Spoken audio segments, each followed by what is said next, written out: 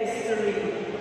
But tonight, ladies and gentlemen, we gays can invent history as we celebrate human diversity and exert our sexuality.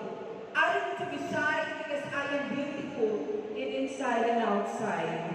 And yes, tonight is a battle of beauty, inclusivity, and wit. For some of you would actually say that beauty pageants is only about physical appearances. But ladies and gentlemen, allow me to introduce to you beauty within masculinity.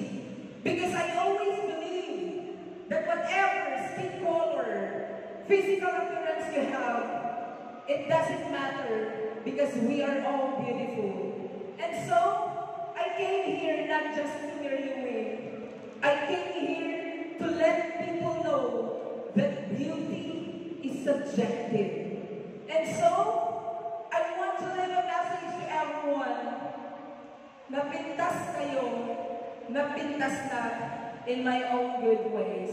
My name is Katie Andres, 23 years of age, all the way from the Balagaboost Festival of Banana.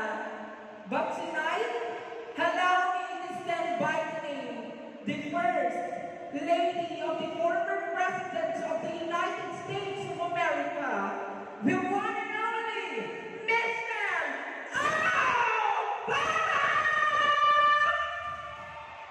Michelle Obama believes in the saying, pangit man po ako sa inyong paningin, tingin-tingin din sa salamin, malay nyo, member ka din.